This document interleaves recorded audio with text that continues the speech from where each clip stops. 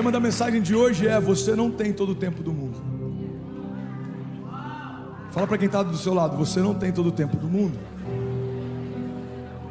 E é interessante porque eu preparei essa mensagem ontem de madrugada, e hoje pela manhã eu lembrei de algo que eu não tinha ideia. Hoje faz 28 anos que o Brasil perdeu um dos seus maiores heróis nacionais. 28 anos atrás, o Brasil se despedia de Ayrton Senna. E todo mundo lembra o que estava fazendo quando recebeu a notícia. Todo mundo lembra onde estava quando recebeu aquela notícia. A perda de Ayrton Senna, para muitos de nós, foi algo difícil da gente assimilar e acreditar que aquilo realmente estava acontecendo. Tinha muita gente que não acreditava que havia uma nova notícia, ou algo novo, ou ele se recuperou, ou algo aconteceu. Mas a grande verdade é que quando ele entrou naquele cockpit, ele não tinha ideia que era a última vez que ele pilotaria um carro de Fórmula 1. Eu lembro que eu preguei algo no dia em que a Marília Mendonça, ela faleceu, e o tema da mensagem era: a vida é um sopro. E a reflexão que eu trouxe para a igreja que eu pastoreio é que, se ela soubesse que o show da noite anterior era o último show, como ela teria cantado, e como as pessoas que amavam a música dela teriam cantado junto com ela. Ela fez um stories antes de entrar no avião, comendo uma comida horrível, e ela brincando: gente, eu queria estar comendo comida mineira, olha o que eu estou comendo. Se ela soubesse que aquela era a última refeição, qual seria a refeição que ela teria feito? Se pessoas da produção que se despediram entre um show e outro soubessem que era o último abraço, como talvez eles teriam abraçado. A grande verdade, irmão, é que a gente não consegue viver nesse nível de intensidade sempre, porque seria perigoso a gente ficar até melancólico. Mas a gente precisa, em alguns momentos, parar para pensar qual é o nível de consciência que a gente tem da finitude da nossa história e como a gente está encarando palavras de vida eterna que Deus tem para nós. Se a gente entende que elas estão sendo geradas nesse tempo curto, mas elas vão ecoar para sempre. Se eu tenho mais 20 anos, eu tenho 20 anos para construir algo com Deus que vai falar na eternidade para sempre. Olha que loucura, irmão. Conseguimos entender a lógica de uma previdência privada. No Brasil, alguns de nós de uma previdência social. Se eu trabalhar a vida inteira, 50 anos, quando eu estiver no final do meu tônus, da minha juventude, eu vou poder usufruir de alguma coisa que o governo vai me dar. E tem muita gente que acha que isso faz sentido. Então eu vou trabalhar muito, eu vou pagar muitos impostos, e no final eu vou ganhar um pouco, e está tudo bem. Essa é a dinâmica da vida. Agora olha que loucura, tem gente que consegue sentir paz numa previdência social, mas ainda não entendeu que o que estamos construindo com Deus é o que vai nos sustentar na eternidade. E essa é a grande diferença entre salvação e galardão. Salvação é um acesso a uma vida eterna com o Pai. Galardão é a recompensa que o Pai vai te dar. Você pode ser salvo sem galardão nenhum. Você pode ser salvo apenas como alguém que creu em algum momento, confessou Jesus como teu Salvador, e that's it. Viveu como se Ele não existisse nos seus dias. Por quê? Porque não acessou o sobrenatural, não buscou milagres, não andou em fé, não andou sobre as águas. Pastor, é possível crer em Jesus e não viver o sobrenatural? Irmão, é o que mais acontece. Porque se isso não fosse tão comum, a gente não veria tantas mensagens sobre o poder de cura nos púlpitos e tanta ausência de cura na igreja. Quantas pessoas pregam sobre cura? Quantas comunidades têm vivido cura? Quantas pessoas pregam sobre prosperidade? Quantas comunidades têm vivido prosperidade? É possível, irmão, aceitar a Jesus e não caminhar e construir algo com Ele. É possível ser salvo em Jesus, mas não governar com Ele. É possível. O que eu quero compartilhar com você nessa manhã é algo que é o senso de urgência que me move, é o senso de urgência que faz com que eu faça o que eu faço, do jeito que eu faço, na intensidade que eu faço, porque eu não sei até quando eu vou poder fazer. Eu sei que para alguns esse assunto incomoda. Pastor, você fala demais disso, irmão. Eu estou falando enquanto eu posso. Em algum momento eu vou parar de falar e alguém vai se lembrar do que eu falava. Uau, parece que ele sabia que era o último ano dele. Cara, que loucura, parece que ele sabia que era a última cruzada, parece que ele sabia que era a última mensagem. Irmão, isso nada mais é do que humildade. Humildade, você entender que o Criador tem controle sobre a tua vida, entende qual é o final da tua história, mas a você não foi dado o direito de saber. Então, porque eu não sei quando é o último dia, eu preciso ser intencional na construção da minha história com Deus, como se cada dia fosse. Um dia a gente acerta. Um dia a gente acerta. Irmão, olha para mim. Por que eu estou falando sobre isso? Porque tem uma geração de espectadores enchendo igrejas, mais uma pequena porção de filhos construindo algo com Deus. Estar numa igreja não te torna alguém pleno em Deus. Comer McDonald's todo dia não vai te tornar o Ronald McDonald. Comprar uma ação da Apple não te torna sócio dela. Teve um cara esses dias que ele comprou uma ação, não lembro de qual que foi a rede de lojas, não sei se foi a Magazine Luiza. Ele comprou uma ação, chegou lá e falou: eu quero esse fogão, essa geladeira, esse micro-ondas. Você, eu vou pagar como? Não, eu sou sócio, separe que eu estou levando. Não, uma ação não te faz dono de nada. Não, sentar numa igreja não te faz alguém que governa com Jesus. Não, dormir na garagem não te torna um carro. O ambiente não é o que te modifica. Não é sobre geografia, não é sobre estética, é sobre essência. Uma nova natureza te torna uma nova pessoa. Você está comigo? Tem muita gente pregando o evangelho que fala: olha, não tem a ver com o que você vai fazer. Isso é mentira, irmão. Não é mais importante o que você vai fazer, o mais importante é o que você vai se tornar. Mas porque você se tornou, agora você precisa fazer. Qual é o sentido de um rei que não reina? Qual é o sentido de um príncipe que não governa? Qual é o sentido de alguém que recebeu autoridade, mas não usa? Qual é o sentido de alguém que carrega o poder de ressurreição, mas não traz vida àquilo que estava morto?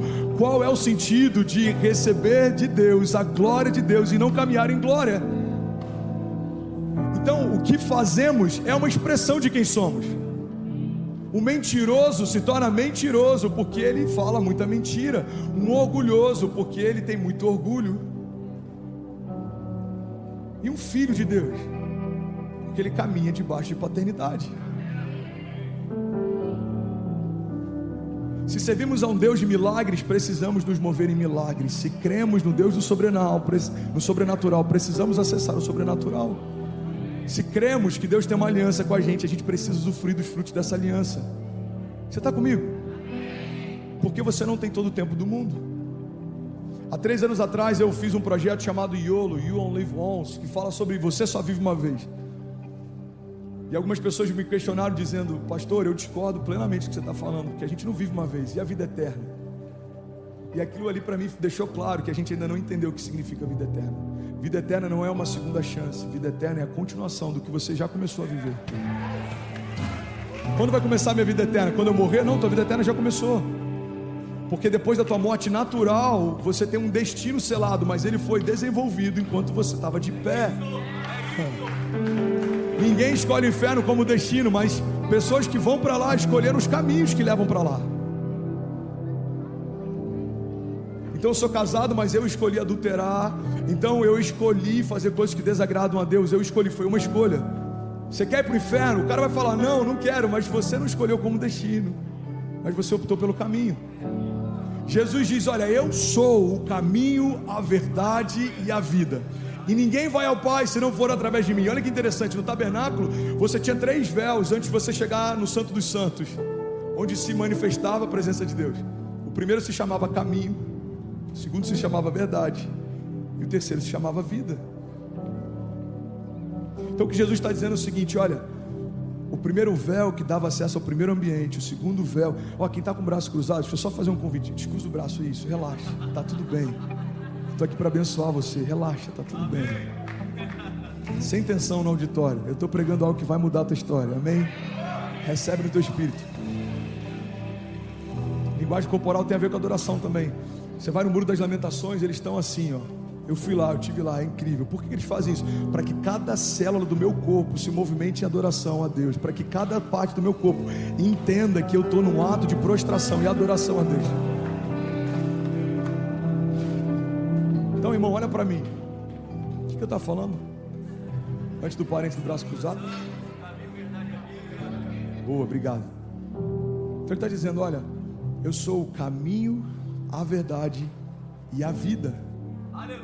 É por isso que o véu se rasgou de cima a baixo. Não há mais nada que te impeça de acessar a vida de Deus. Não há mais nada que te impeça de se tornar um com o Pai. Não há mais nada que te impeça de acessar a santidade e a glória de Deus. Então Jesus está dizendo: eu sou o caminho que leva até lá. Eu sou o caminho que leva até lá. Então quando você escolhe o caminho, você selou o destino. Você escolheu Jesus, o céu é o teu destino. Existem caminhos que parecem bons para nós, a palavra diz, mas são caminhos de morte. Nem toda porta aberta é uma porta dos céus. Nem todo conselho que parece bom é um conselho de Deus. Nem toda boa ideia é uma ideia de Deus. Nem todo bom projeto é um projeto de Deus. Sabe por quê, irmão? O maior fracasso que você pode ter é ter sucesso em algo que Deus não aprova. Então você pode ser um sucesso no teu negócio e ainda assim se sentir vazio. Por quê? Porque o teu propósito está te lembrando, não foi para isso que eu te formei. Você pode ser maduro nos negócios e ser um menino na fé. Olha que loucura, irmão.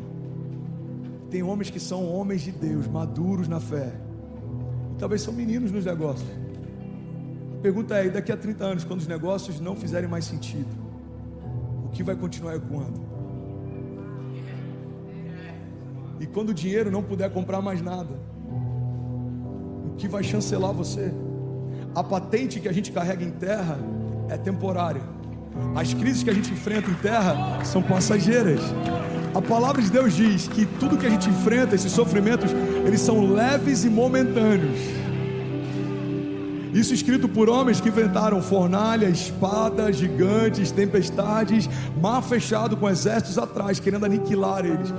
Fome em meio ao deserto e o pão descendo do céu todo dia para alimentar eles. Coluna de fogo à noite, porque o tempo era congelante. Nuvem de glória de dia, porque o calor era escaldante. Esses homens estão dizendo que esses desafios leves e momentâneos estão acrescentando para nós uma glória eterna que pesa mais do que todos eles. Irmão, olha para mim, você sabe por que às vezes gera apatia em parte da igreja ouvir uma mensagem sobre eternidade? Porque a gente se esqueceu de falar do céu.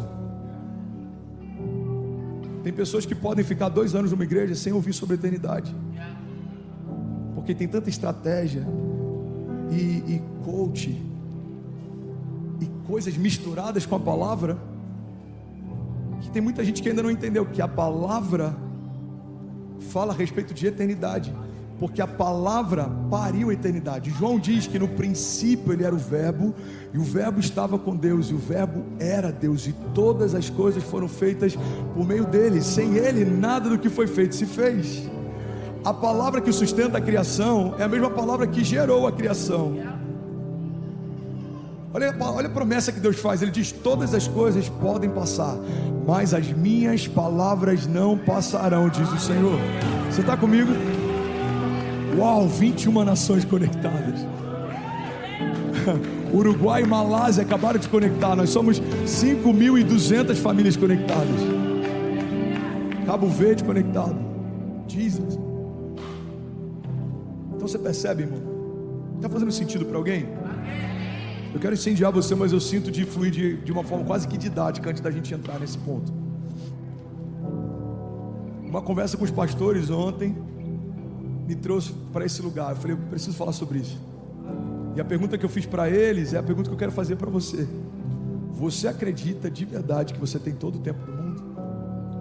Porque se você não acredita que tem todo o tempo do mundo, me explica o porquê da velocidade, da intensidade que você está se dedicando com o teu chamado. Alguém que tem 40 anos, 50 anos, 30 anos, 20 anos, e ainda não começou a se mover com pressa, eu coloco entre aspas, para construir com Deus aquilo que Deus disse que quer construir com você, é alguém que acredita, no final das contas, que tem todo o tempo do mundo. Porque se você entendesse que talvez você só tenha mais 5, ou 10, ou 50, ou 60, ainda é pouco para viver tudo que Deus quer fazer com você. É pouco. Se Deus falasse, você ainda tem 50, uau, 50, eu preciso correr. Porque tem nações que eu quero tocar, tem lugares que eu quero ir, tem experiências com Deus que eu quero viver, tem cruzadas na África que eu quero experimentar, tem coisas em Deus que eu quero, tem orfanatos que eu quero poder construir, tem hospitais e lugares que não tem, que eu quero poder de alguma forma contribuir. Eu quero construir uma história que ecoe na eternidade, porque quando tudo isso passar, são essas coisas que vão falar por mim, sabe? Os céus, eles se movem através de hierarquia e patente também. Deve ser muito triste ser alguém de autoridade entre os homens, mas sem nenhuma autoridade nos céus. Deve ser muito triste, irmão, ser servido em tudo, ser mimado por Deus em tudo. Deus te dá a graça para gerar recursos e você ter conforto. Deus te dá graças para ter unção criativa e você criar mercados que não existem, você liderar em mercados que não existem. Mas nos céus, a sua patente ser só de alguém que foi salvo e nunca viveu o chamado eterno que tinha. É por isso que a gente vê pessoas simples, algumas nem sabem falar direito, mas são extremamente usadas por Deus. Por quê? Porque entre os homens são simples, mas nos céus carregam autoridade, eles abrem a boca e coisas acontecem.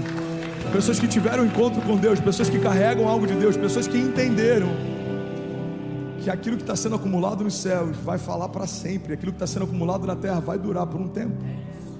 Irmão, olha para mim. Estava falando com os pastores ontem, alguns são bem sucedidos nos negócios. Eu falei, irmão, não esquece, a tua herança vai ficar para alguém, mas o teu galardão é a recompensa que Deus vai deixar para você. Então você pode acumular milhões, você só tem alguns anos para usufruir, mas o seu galardão você vai ter a eternidade para usufruir. Você está comigo? Faz sentido? Então eu estou aqui para chacoalhar você e te lembrar que você não tem todo o tempo do mundo.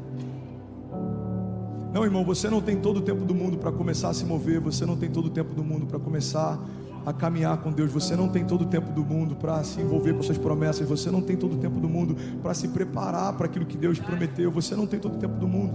Deus disse que você ia ser usado na palavra, você ainda não mergulha na palavra, você é imprudente. Deus disse que vai te usar através de cura, você ainda não é ativado no profético, você é imprudente.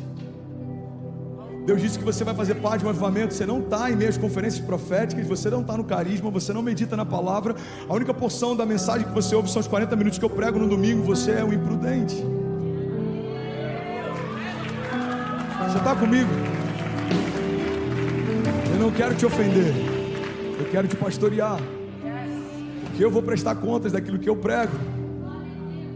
Você sempre me ouve falar sobre uma pregação que fala a respeito do triunfo, o triunfo de Jesus sobre o inferno, o triunfo de Jesus sobre o pecado, o triunfo de Jesus sobre os principados e potestades. Mas entender que Jesus triunfou não me torna um triunfalista. Eu não acho que vai terminar tudo bem, porque vai terminar tudo bem.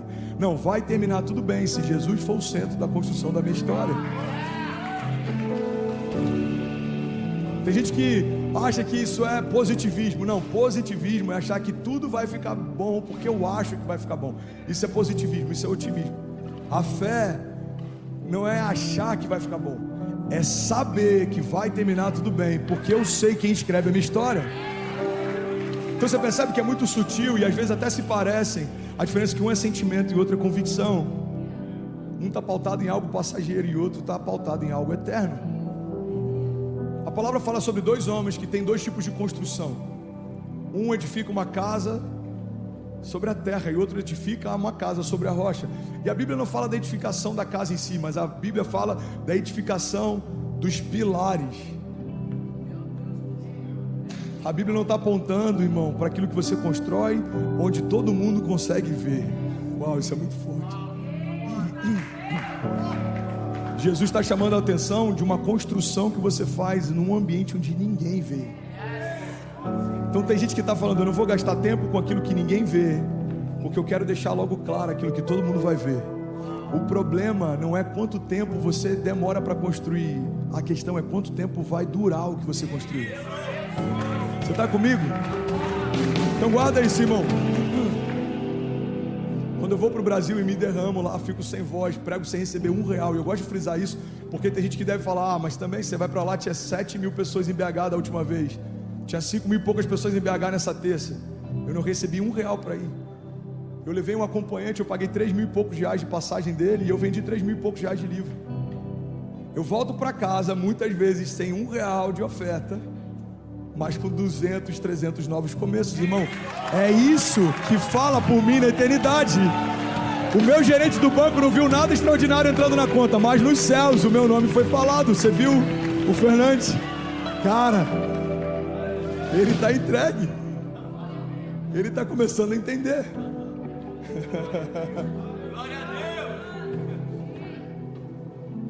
Deve ser muito triste chegar naquele dia e Deus falar para a gente, eu não te conheço. Como alguém que criou você e E como diz a palavra, sabe, cada folha que cai da árvore, um fio de cabelo que você tem, chega ao ponto de dizer que não conhece você. Esse conhecimento não é de saber que você existe, esse conhecimento é de se relacionar com você. É como se ele falasse: eu sei que você existe, mas a gente nunca se relacionou. E o que é pior, a Bíblia diz que alguns vão dizer: eu preguei no seu nome, eu curei no seu nome. Então você percebe que a manifestação do poder de Deus não significa necessariamente um relacionamento com Deus. Tem gente que está sendo usado, mas ainda não é parte. Como isso acontece, pastor? Porque a unção é irrevogável. É por isso que um homem adúltero pode continuar fluindo em milagres. Irmão, unção é irrevogável. Você recebeu, não vai ser tomado. Então você pode se perder na tua santidade e ainda assim estar sendo usado por Deus. O problema é que muitas vezes a gente associa alguém usado por Deus como alguém aprovado por Deus. A aprovação não tem a ver com o uso de Deus. Faz sentido? Então a gente olha alguém: uau, esse cara é muito usado, ele foi aprovado por Deus. Não, é alguém que recebeu algo de Deus e Deus não vai tomar. A unção fala sobre milagres de cura. A unção vai fazer você pregar melhor. A unção vai fazer você orar melhor. A unção vai fazer você fluir com mais autoridade. Mas tudo isso ainda fala sobre algo passageiro. A cura do corpo, ela tem limite. A sua pregação tem limite. Então entre a unção e a glória, fica com a glória. A unção passa. Alguns vão dizer: uau, o ministério do pastor André é uma benção, a pregação dele era ungida. A minha pregação tem prazo de validade. Vai ter um tempo em que eu não vou estar mais aqui, a minha voz não vai mais ecoar, mas aquilo que eu estou construindo com Deus na eternidade vai continuar pulsando. Você está comigo? Você está comigo de verdade? Você recebe isso? Fala para quem está do seu lado: irmão, você não tem todo o tempo do mundo.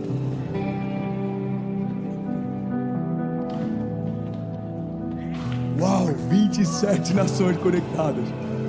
Itália, Suécia, Inglaterra, República Tcheca e Eslovênia acabaram de conectar. Você pode celebrar quem está online? Uau, Jesus, aleluia. Você tem noção que a gente está pregando em 27 países ao mesmo tempo hoje? 27 países. Nem se tivesse um jato supersônico isso seria possível. Hoje alguém postou no grupo, acho que foi a Gabi, do grupo de Miami, uma placa de um caminhão atrás escrito: Jesus is coming soon, get ready. Jesus está vindo em breve, esteja pronto. Os militares entenderam algo que parte da igreja ainda não entendeu: esteja pronto. É melhor suar em tempos de paz do que sangrar em tempos de guerra. Esteja pronto. Porque tanto treino? Porque quem é treinado quando tudo vai bem, está pronto quando tudo vai mal. Olha que poderoso isso, irmão. Está tudo indo bem, se envolve, mergulha.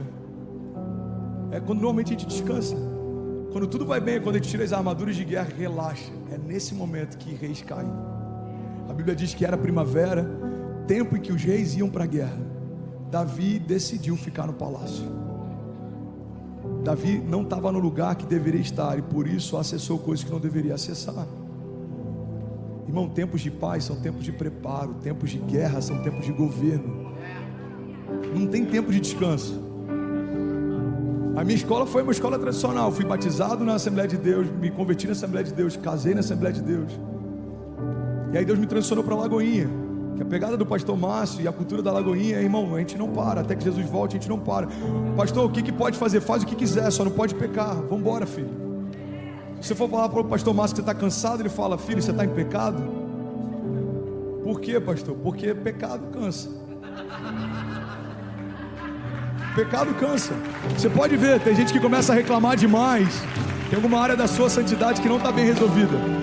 Ai, o louvor demora demais. Ai, a palavra se estende demais. Ai, irmão, talvez você que está chato demais.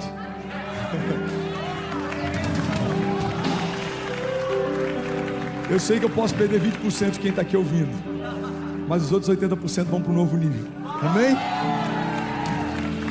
A gente tem que ir para o novo nível, irmão. Chega. Mimimi Church, como diz o Leandro Barreto. Final de cada culto: pastor, acho que estendeu demais. Ai, irmão, Netflix, a gente fizer uma série. Super Bowl, a galera viaja e fica horas esperando no parque antes de entrar no estádio. Copa do Mundo, no Japão, a gente acordava de madrugada. Olimpíada, uma galera metia um caô no trabalho para poder assistir alguma coisa que queria. Não estou me sentindo bem. Mentira, você está assistindo lá o Phelps, você está vendo sei lá o quê. A grande verdade é que a gente prioriza o que a gente valoriza. Então a gente tem tempo para tudo, mas não tem tempo para o principal. Então os cultos são mais curtos, as palavras você tem que correr 20 minutos, é o tempo que essa geração consegue ouvir. Não, irmão, e se for a última mensagem, deixa eu receber tudo que eu posso, enquanto eu posso. Deixa eu fazer tudo que eu posso, enquanto eu posso. Você está comigo? Você não tem todo o tempo do mundo. Seja intenso. Seja intenso. Seja intencional. Você vai adorar, seja intencional na sua adoração. Você vai ouvir a palavra, seja intencional. A gente vai assistir um filme, o que a gente faz? Coloca o ar-condicionado no mínimo, pega o melhor edredom. Quem gosta de pipoca, faz uma pipoca. Você prepara um ambiente para entretenimento. Tem gente que não prepara um ambiente para adoração. Vem conversando sobre qualquer coisa no carro, vem falando sobre qualquer coisa. Chega aqui e fala, louvor, vai lá, cria um ambiente. Não, irmão. Você traz um ambiente. Vai se conectar com outro ambiente que já foi criado aqui. Isso é o transbordo. Uma igreja passiva vem esperando que o pastor faça o que você não fez, que o louvor faça o que você não fez. Uma igreja proativa, ela já vem queimando e ela entra no ambiente que já está queimando, e é aí que o avivamento acontece. Foi assim que aconteceu em Atos, foi assim que aconteceu em Azusa, foi assim que aconteceu no Brasil nos anos 90, é assim que vai acontecer em Miami, no sul da Flórida. Você vem queimando, vai se encontrar com pessoas que estão queimando, e o transbordo de Deus vai acontecer. Uma responsabilidade sua. A gente tem que visitar as pessoas. Não depende de 3 pastores ou do sênior. A gente tem que ir para as ruas. Não depende de 3 líderes ou do líder de ministério. Nós somos a igreja de Jesus, irmão. Deixa eu fazer uma pergunta, olha para mim. O pastor está irritado hoje. Não, irmão. Deus me chamou para um novo tempo como igreja local. E eu sinto que Deus quer puxar a gente para um novo nível. Amém? A pergunta que Deus me fez durante a pandemia, e eu queria liberar sobre você, é a seguinte: se o Senhor pegasse você e multiplicasse, e toda a igreja de Jesus fosse uma multiplicação de quem você é, a igreja se sustentaria?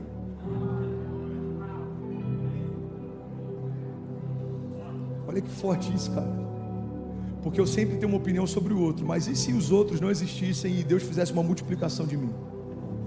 E se o meu nível de generosidade, a partir de agora, fosse a generosidade de toda a igreja? As igrejas fechariam, aumentariam, se sustentariam, os pastores teriam que ser dispensados, o louvor teria que ser dispensado, a luz continuaria sendo paga, os missionários seriam enviados.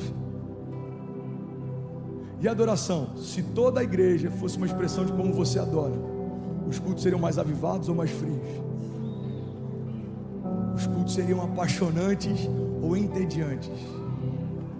E se a minha postura corporal na adoração fosse multiplicada em toda a igreja global agora, porque existem milhões de pessoas adorando agora, tivessem de braços cruzados, seria assustador entrar numa igreja ou seria inspirador?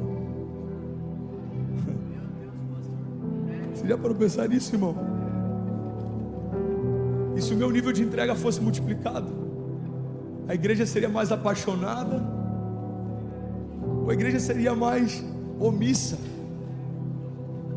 Porque a gente vê pessoas que dão a vida por uma espécie de extinção no Greenpeace, e a gente não está vendo pessoas que entregam os melhores dias da sua vida para a construção do reino de Deus. Quando eu terminar a faculdade eu mergulho, quando eu me casar eu faço, quando eu comprar casa própria eu me dedico, quando não, irmão, você não tem todo o tempo do mundo.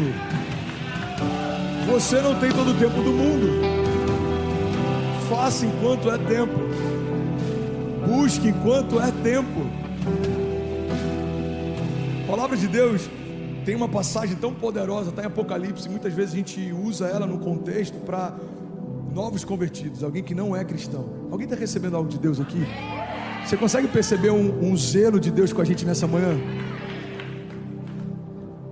A Bíblia diz o seguinte: olha, eis que estou à porta e bato. Se você abrir, eu vou entrar, vou cear com você. Irmão, essa passagem não está falando, Osvaldo, de uma família que não tem Jesus. Essa passagem Deus está falando com uma igreja. É uma das cartas endereçadas a uma igreja, amado. Jesus está falando: ei, igreja, vocês fecharam a porta e esqueceram de me deixar entrar. Irmão, é possível ser igreja e deixar Jesus de fora.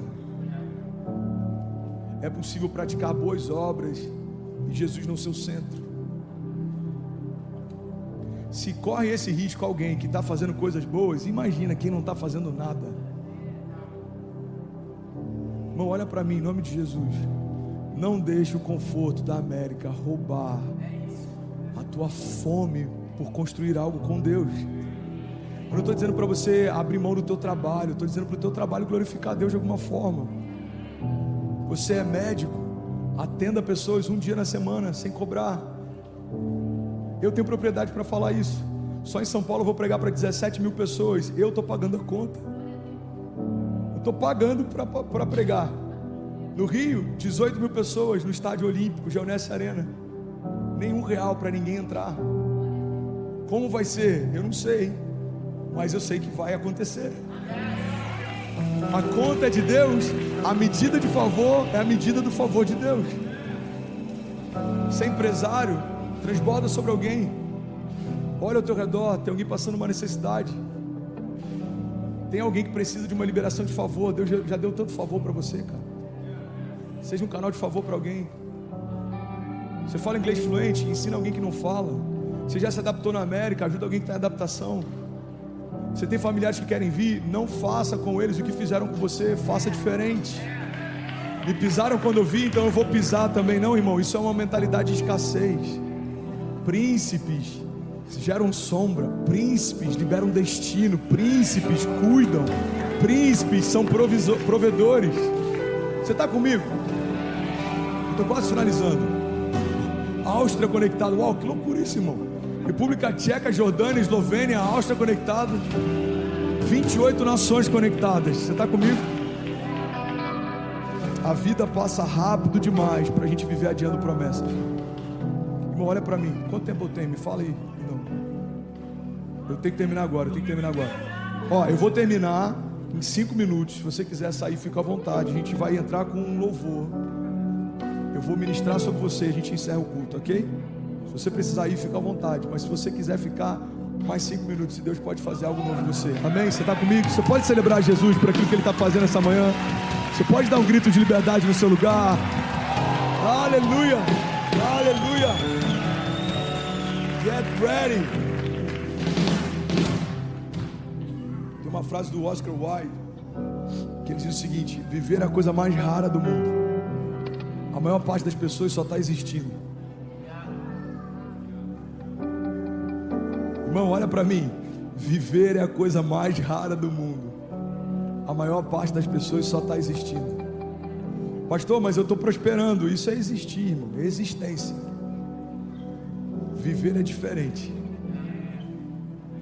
Viver é você estar no lugar que Deus chamou para estar, fazer o que Deus chamou para fazer, viver o que Deus chamou para viver, se tornar quem Deus chamou para se tornar. Isso é plenitude. É a pessoa certa no lugar certo, fazendo a coisa certa.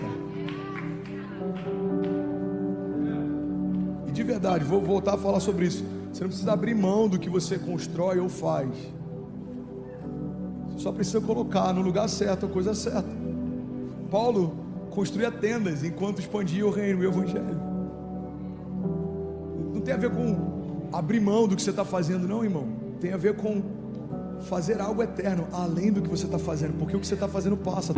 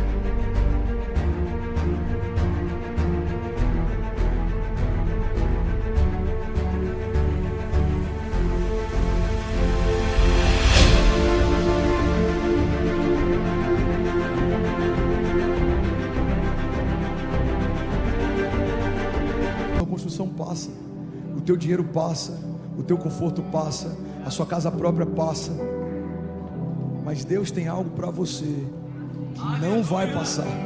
Deus tem promessas de vida eterna para você que não vai passar. Deus tem um chamado eterno para você que não vai passar. Deus tem uma herança nos céus para você que não vai passar. Deus tem palavras sobre você que não vão passar. Alguém levanta a mão em nome de Jesus. Deixa eu liberar algo sobre você. Eu declaro em nome de Jesus uma fome por Deus sendo gerada em você, uma fome pelo sobrenatural de Deus sendo gerado em você. Eu declaro em nome de Jesus, irmão, a palavra de vida trazendo à tua memória aquilo que te dá esperança. Você não vai ser um crente funcional, você não vai estar de pé apenas, não, você vai governar com Jesus, você vai viver milagres, você vai viver promessas, você vai acessar o sobrenatural. Os seus filhos não ouvirão sobre um Deus teórico, os seus filhos verão Deus em você, os seus filhos verão Jesus em você. A sua casa vai contar histórias a respeito desse tempo. Se você crê nisso, irmão, declara em nome de Jesus, diga: Pai, o meu coração está aberto. Diga: os meus pensamentos cativos a Jesus. Diga: eu sou o que o Senhor diz que eu sou. Eu posso o que o Senhor diz que eu posso. E eu vou viver o que o Senhor declarou que eu viveria. Se você crê nisso, você pode ficar de pé no seu lugar. Você pode celebrar no seu lugar. Aleluia. Aleluia. Aleluia. Aleluia. Fala para quem está do teu lado: irmão, você não tem todo o tempo do mundo. Sacode quem está do teu lado, fala: você não tem todo o tempo do mundo.